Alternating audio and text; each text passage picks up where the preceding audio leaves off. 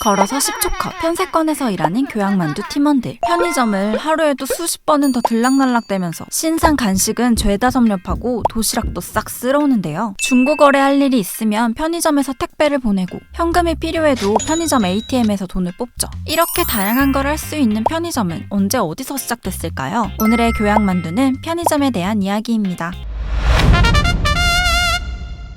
여러분은 편의점 하면 어떤 나라가 떠오르시나요? 전 아무래도 일본이 가장 먼저 생각나는데요. 그런데 사실 세계 최초의 편의점은 1927년 미국에서 탄생했습니다. 텍사스의 이글루, 아니 얼음 가게가 그 시작이었죠. 이땐 아직 냉장고가 없던 시절이라 사람들은 제빙업체에서 얼음을 구입했는데요. 제빙업체 직원이 이왕 이렇게 시원한 창고도 있는데 우유나 빵, 달걀 등을 함께 팔아보자고 제안했죠. 그리고 판매 시간을 아침 7시에서 저녁 11시로 정하게 됩니다. 7-11. 우리가 아는 세븐일레븐이 바로 이때 생긴 것이죠. 근데 뭐 당시에는 그냥 동네 냉장고, 콜드스토어라고 불렸다는데요. 이 최초의 편의점은 편의점이라기보단 그냥 작은 슈퍼마켓 같은 느낌이었습니다. 요즘 우리에게 익숙한 형태는 역시나 일본에서 시작되었죠. 1969년 오사카에 일본 최초의 편의점이 생겼고 1974년엔 미국의 편의점 체인인 세븐일레븐이 도쿄에 상륙했는데요. 이 편의점은 24시간 풀타임으로 운영되었죠. 우편 발송부터 공공요금 수납, 콘서트, 승차권 구입까지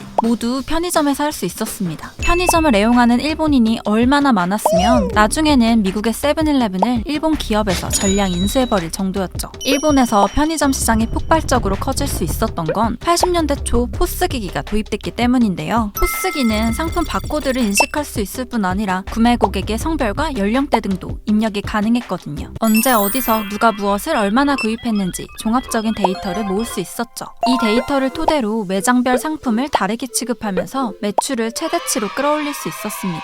우리나라 최초의 편의점은 1982년에 개점한 롯데세븐 1호점인데요. 2년 만에 망해버렸습니다. 한국에서 편의점이 대중화된 건 1989년 세븐일레븐 올림픽점이 생긴 이후부터입니다. 원래는 88 올림픽 때 외국인을 타깃으로 편의점을 오픈하려고 했는데 준비 기간이 길어지면서 1년 뒤에야 문을 열 수 있었죠. 오픈 초창기의 인기 메뉴는 종이컵에 셀프로 받아먹는 탄산음료와 슬러시였습니다. 그땐 카페가 거의 없었기 때문에 음료를 테이크아웃해서 먹는다는 것 자체가 신세계였죠. 음료 한 잔을 뽑아먹기 위해 줄을 서서 한참 기다렸고 컵라면이랑 삼김 사 먹는 게 자랑으로 여겨질 만큼 80년대 힙스터들에겐 편의점이 필수 코스였습니다. 현재 우리나라의 편의점 브랜드는 10개가 넘는데요. 2022년 기준 전국의 점포수가 가장 많은 곳은 바로 CU입니다. GS25가 그 뒤를 아주 바짝 추격하고 있고요. 근데 세븐일레븐이 미니스톱 먹은 거 나만 몰랐어?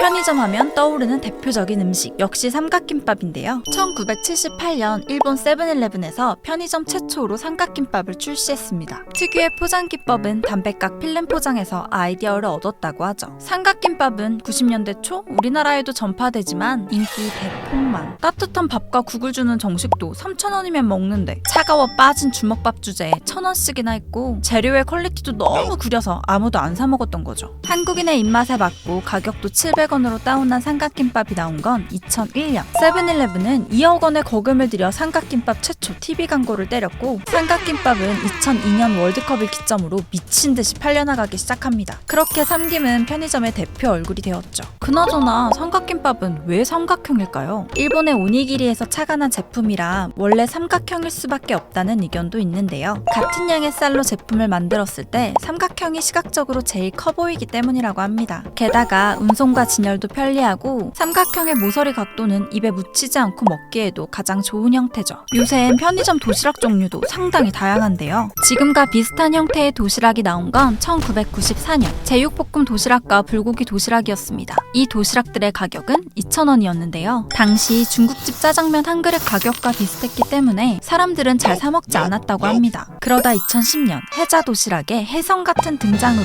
편의점 도시락의 전성기가 찾아옵니다. 당시 직장인의 평균 점심값은 약 5,000원. 반면 편의점 도시락은 2,000원대 정도라 게이득의 기분을 누릴 수 있었죠. 저희 회사 편의점에는 유독 도시락이 많이 들어오는데요. 그게 다 저희 팀 덕분에 요즘 편의점 업계에서 가장 과몰입하고 있는 건 바로 PB 상품입니다. 제조업체가 신제품을 내놓기를 마냥 기다리지 않고 유통업체가 직접 싸고 가성비 있는 상품을 만드는 건데요. 예전에 PB 상품은 그냥 싸면 장땡이었지만 최근엔 트렌드에 맞는 콜라보를 가미해 편의점 오픈런까지 뛰게 만드는 수준으로 떡상했죠. 심지어 GS25에는 2030 세대 직원들로 구성된 상품 개발팀이 따로 있을 정도입니다. 이렇게 특정 편의점에서만 구할 수 있는 PB 상품은 다 고만고만한 것 같은 편의점 브랜드의 충성 고객을 만들어주는 효자 역할을 하죠.